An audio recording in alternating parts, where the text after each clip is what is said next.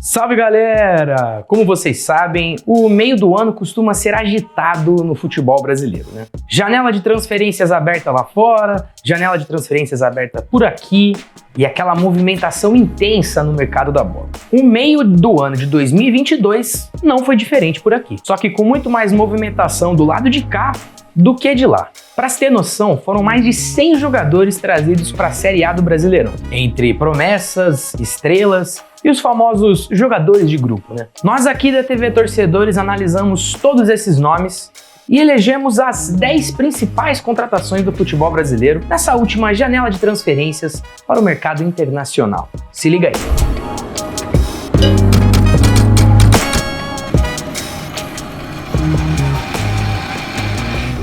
Bom, galera, antes de partir para nossa lista, nós vamos explicar só os nossos critérios aqui.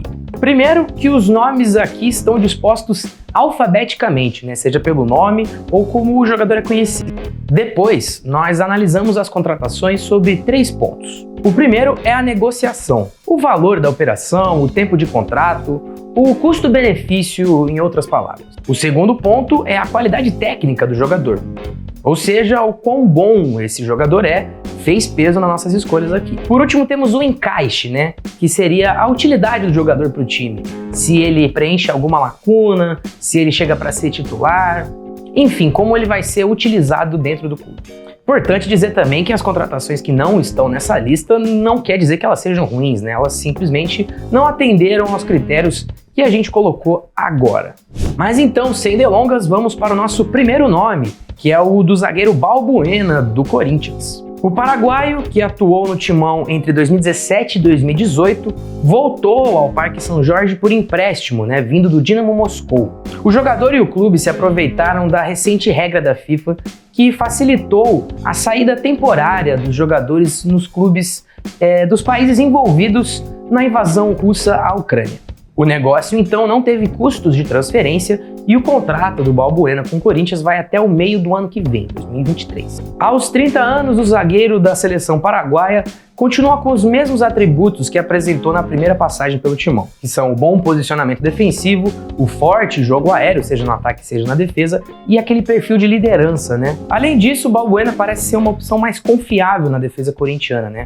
Mais do que o jovem e inexperiente Raul Gustavo, mais do que o irregular Gil e até do que um pouco atabalhoado Bruno Mendes. Bom, o próximo nome na nossa lista é o de Everton Cebolinha. O ex-atacante de Grêmio e Benfica chegou ao Flamengo depois de um longo namoro, né?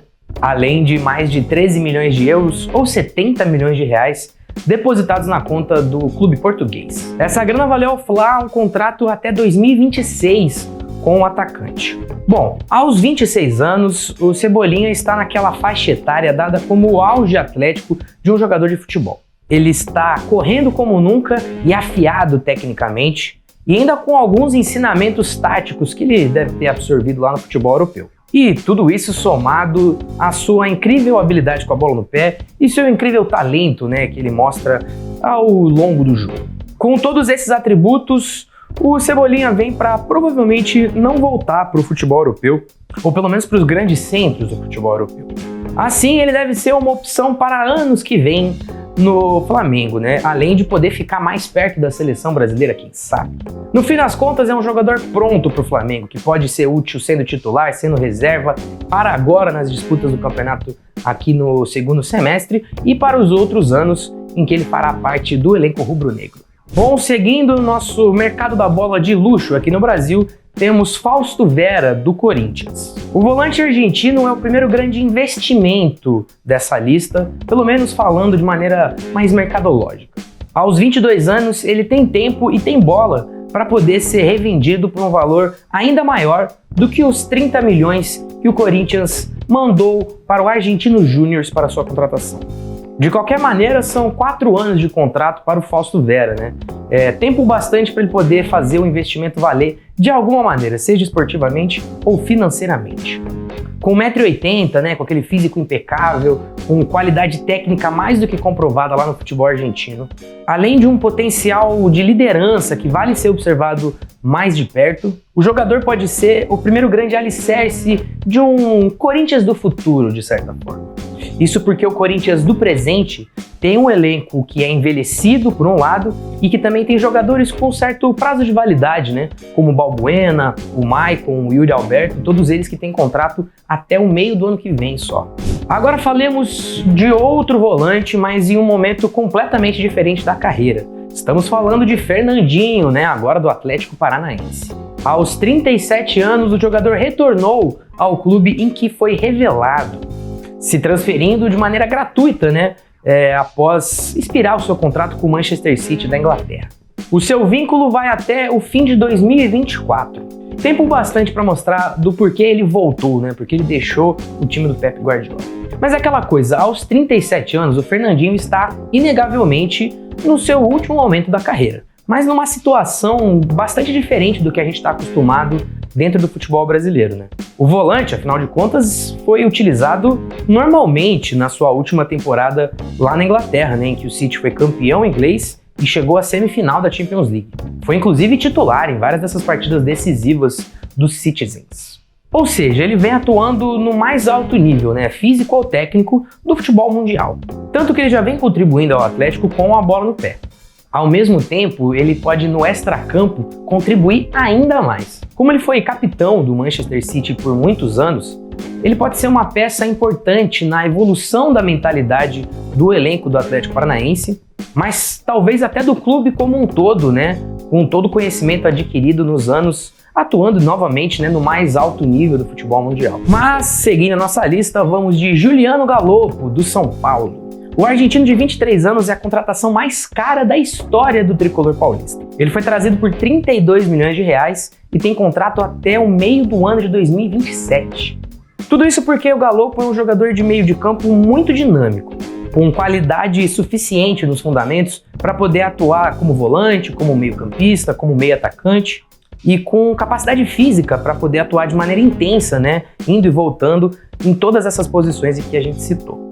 Isso faz dele um cara muito útil para o São Paulo agora, na disputa de várias competições, mas também para o futuro. Até porque aos 23 anos, na lógica do mercado que a gente tem hoje em dia, o Galopo tem pouco tempo para poder chamar a atenção dos grandes clubes europeus, né? Que são provavelmente os mais capazes de fazer propostas em que fariam valer o investimento que o São Paulo fez no jogador, pelo menos na parte financeira, né? Por isso mesmo, ele tem o potencial de ser, assim como o Fausto Vera no Corinthians, como a gente acabou de falar, um jogador referência no futuro do São Paulo. Afinal de contas, o tricolor tem um elenco que é formado por muitos jogadores da base e tem uma fama de bom vendedor justamente desses jogadores. Ficar com um jogador bom tecnicamente e que a dado ponto será melhor identificado com o clube é certamente um bom investimento do ponto de vista esportivo. Agora, de um argentino para o outro, vamos com José Manuel Lopes, do Palmeiras. O Flaco, como é conhecido lá na sua terra natal, chegou ao Verdão para ser a solução para um antigo problema do clube, né, que é a falta de um camisa 9. Por isso mesmo veio por um pouco mais de 50 milhões de reais, né, fazendo dele a segunda contratação mais cara da história do clube até o momento. Tudo isso para poder ficar, quem sabe, até o meio de 2027, né, que é quando vale o seu contrato. Só que aos 21 anos, o Lopes é cercado de expectativas para poder dar não só o retorno técnico, como financeiro. Afinal de contas, ele tem o perfil certo para uma boa venda para o futebol europeu no futuro. Somando os seus atributos, ele é alto, ele é ágil e rápido para alguém da altura dele, né, com 1,88 m. Ele é bom tecnicamente e ele tem bons fundamentos específicos para a posição de centroavante, né, aquela inteligência do posicionamento, né, além de se mostrar frio na cara do gol, como ele já fez em algumas partidas pelo Verdão. Resumindo tudo, El Flaco pode ser dito como um atacante completo. Tem tudo para ser o homem-gol que o Palmeiras tanto procurava nesses últimos anos, mas principalmente se adaptar à gestão do grupo do técnico Abel Ferreira.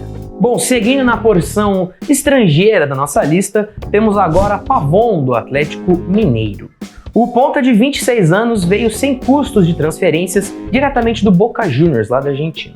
Ele inclusive já tinha assinado um pré-contrato com o Atlético no começo do ano e ficou o restante do seu contrato sem atuar lá na equipe argentina, só esperando dar o fim do seu vínculo e poder vir para o Brasil. Parte disso, é importante a gente afirmar, é porque ele tem uma denúncia de abuso sexual lá na Argentina. É um caso que teria acontecido em 2021 e que ainda corre na justiça lá no país sul-americano. A gente reuniu alguns links que a gente deixa aqui nos comentários para você poder se informar mais sobre o caso. Seu novo contrato, agora com o Galo, vai até o meio de 2025. Com o jogador, o time mineiro ganha mais uma opção de velocidade e habilidade pelas beiradas. Também com boa finalização e, como a gente falou, especialidade em lances de 1 contra 1, no mano a mano. Além de estar pronto, com rodagem suficiente e no seu auge físico aos 26 anos. Além disso, por ter vindo de graça, o Pavão não carrega aquele peso de precisar ser um investimento que dê retorno financeiro, tampouco o receio de poder ser vendido rapidamente para algum grande mercado do exterior. Vamos agora com mais um outro estrangeiro, dessa vez de outro país. Estamos falando de Soteldo dos Santos. O venezuelano voltou ao Brasil por empréstimo vindo lá do Tigres, do México, e fica até pelo menos a metade de 2023. Bom, o futebol do baixinho de 25 anos já é bastante famoso por aqui, graças à sua boa primeira passagem pelo Peixe. Com aquele 1 contra 1 fortíssimo pelas beiradas, com um bom poder de decisão, uma boa finalização e cada vez mais com capacidade de poder criar jogadas vindo das pontas, Mais do que a sua capacidade, o Soteldo volta para ser uma solução para o Santos, Ou pelo menos para ser uma clara referência técnica de um time esvaziado de jogadores mais experimentados e ao mesmo tempo recheado de jovens jogadores. Com isso, voltamos a mais um brasileiro da nossa lista, O atacante Tiquinho Soares, do Botafogo. Aos 31 anos, o centroavante era interesse antigo de John Textor desde que ele assumiu o comando do clube carioca. O bilionário americano e a sua delegação viram um atacante que fez a sua carreira em Portugal e que se destacou verdadeiramente no Porto, um cara que pode ser uma referência dentro da equipe. Tanto que até desembolsou uma grana para trazê-lo, ainda que não tenha sido muito alta para os padrões atuais, 1 milhão de euros depositados na conta do Olympiacos da Grécia. Para quem não conhece, Tiquinho Soares é um atacante bastante alto, com 1,90 e, portanto, bastante forte nas jogadas aéreas. Mas ele também tem uma boa capacidade técnica, Ele sabe lidar com situações de 1 contra 1 dentro da área, quando você precisa limpar o marcador e bater pro gol, e também nas situações em que ele joga de pivô.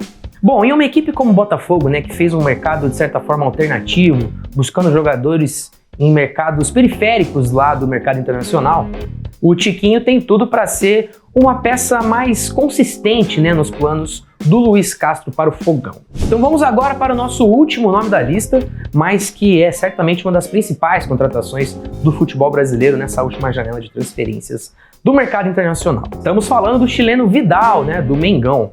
O volante de 35 anos tem provavelmente o melhor currículo de todos que a gente passou nessa lista. Ele tem passagem por Bayern de Munique, por Juventus, por Inter de Milão, além de ser um momento simplesmente brilhante com a seleção chilena bicampeã da Copa América. Não à toa, o Flamengo namora o jogador há pelo menos umas 2 temporadas.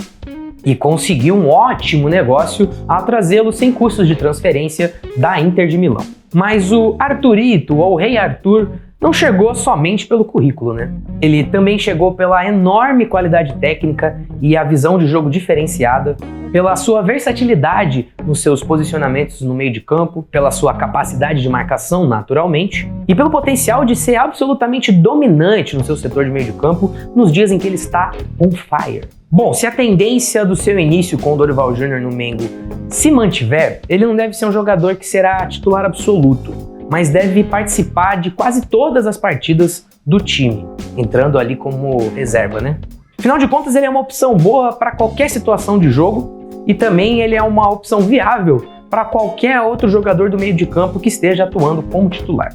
Isso também se ele não conquistar o espaço dele e tomar conta do meio de campo do Mengão, Afinal das contas, não é de se jogar fora a contribuição de um jogador que tem tanto currículo e de 2 Copas do Mundo, rapaziada? Mas é isso, pessoal. Essa foi a nossa lista das 10 melhores e maiores contratações do futebol brasileiro nesta mais recente janela de transferências para o futebol europeu.